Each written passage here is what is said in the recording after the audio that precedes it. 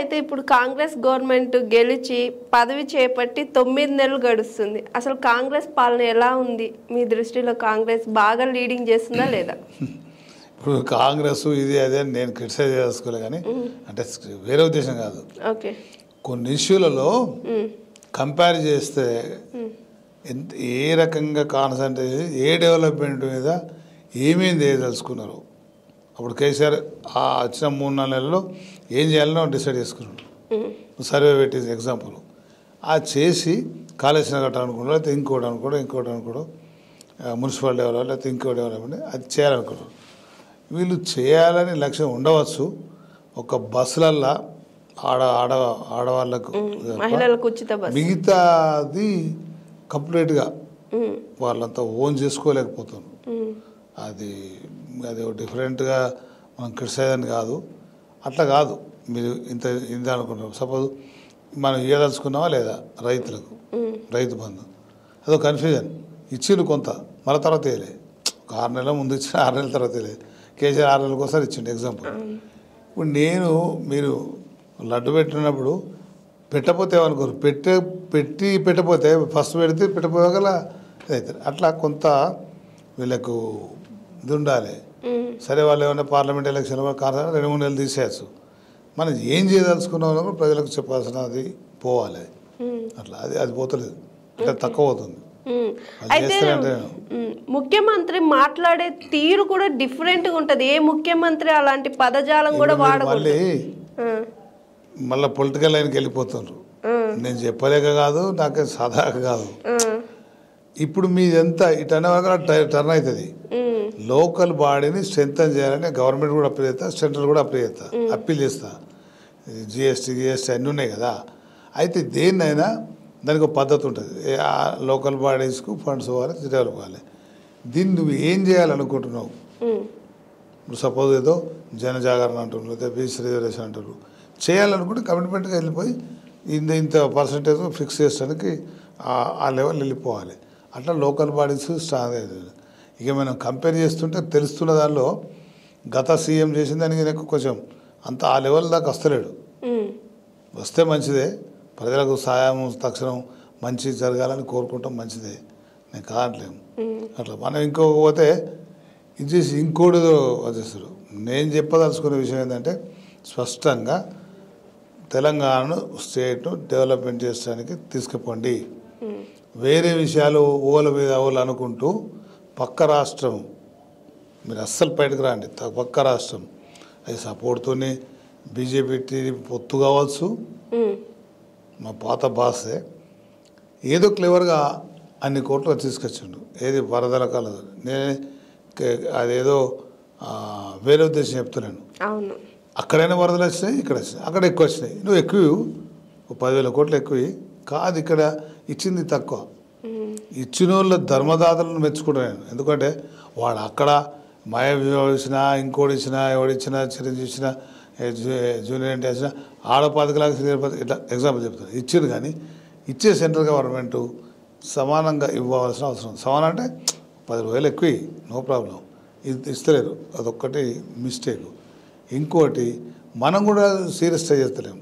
మన government, Congress government కావచ్చు, TRS కావచ్చు, ఇంకోటి కావచ్చు, టీడీపీ గవర్నమెంట్, ఈ వేదిక జరిగినది నష్టం ఎంత అని తీసుకుపోయి అక్కడ పెట్టాల్సిన అవసరం ఉంది కదా.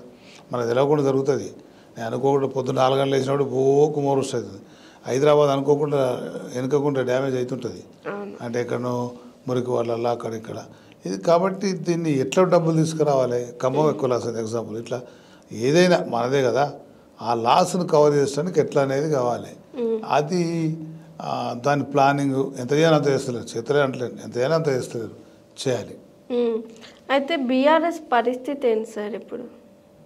బీఆర్ఎస్ 3 నెలలు 6 నెలలు కాలేదు, 2-3 నెలలు పార్లమెంట్లో పోయింది. అది పెద్ద పార్టీ, దానికి ఏమైందని బీజేపీలో కలిపేస్తున్నారని వార్తలు కూడా వస్తున్నాయి. అంతా ఊరికే మాట్లాడతారు, ఎవరెవరో చెప్తారు. అప్పుడు స్టార్టింగ్లో డబ్బు లేని పార్టీ, డబ్బు వచ్చింది, అన్ని రకాల ఇన్ని చేసిన డెవలప్మెంట్ చెప్పుకునేది వచ్చింది. కొన్ని కారణాల వల్ల ప్రజలు చేంజ్ చేయాలనుకున్నారు, ఏదో జరిగింది. అంత మాత్రమే పార్టీ లేకుండా అవుతుందా? అది కాదు. అది ఇప్పుడు మన చిన్న పవన్ పార్టీ రేపు టీడీపీతో పోతే మంత్రి అయ్యిండు. జనసేన ఇప్పుడు ఈ తమిళనాడులో కూడా చాలాసార్లు అన్న డిఎంకి ఒకసారి వచ్చింది, డిఎంకి ఒకసారి వచ్చింది. అట్లనే కర్ణాటక కూడా ఒకసారి కాంగ్రెస్, ఒకసారి చిన్న ప్రాంతీయ పార్టీ కూడా వచ్చింది. అట్లా ఉండదు రాజకీయంలో. ప్రజలు ఎప్పుడేమనుకుంటారో 6 నెలలే ఇదంతా. వీళ్ళు ఎంత చేసినా ఇప్పుడు టీఆర్ఎస్ అంతగానం చేసినప్పుడు అంత మార్పు వస్తుంది. చాలామంది ఈవెన్ కాంగ్రెస్ కూడా ఊహించుంటారు వెంటనే గవర్నమెంట్ వస్తుంది. ప్రజలు కోరుకున్నప్పుడు వస్తుంది. డెవలప్మెంట్ అనేది మెయిన్ కాబట్టి చేయాలి. ఈ బీఆర్ఎస్ కూడా ఇప్పుడు ఫైట్ బాగా చేస్తుంది కదా. ఇక్కడ అన్యాయం జరుగుతుంది, అక్కడ అన్యాయం తీసుకుపోతుంది కదా.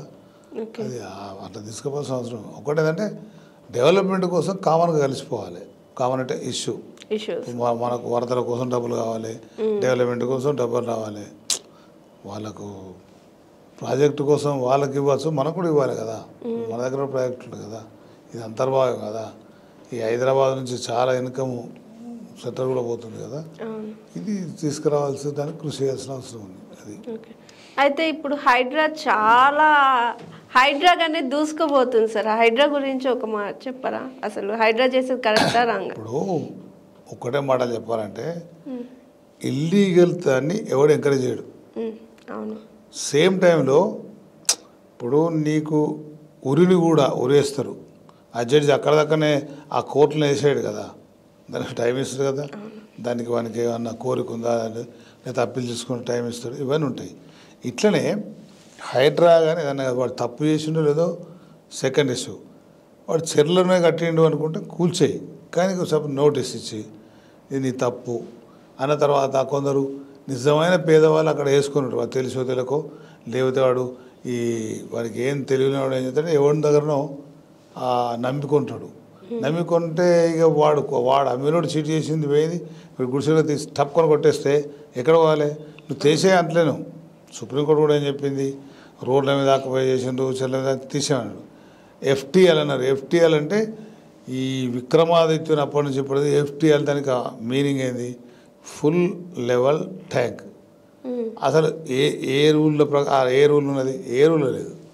ఇప్పుడు ఒకసారి గండిపేట ఫుల్ అవుతుంది, ఎండాకాలం కచ్చి వల్ల ఆఫ్ అవుతుంది. అయితే నువ్వు ఆఫ్లో పర్మిషన్ ఇచ్చింది ఎవరి తప్పు?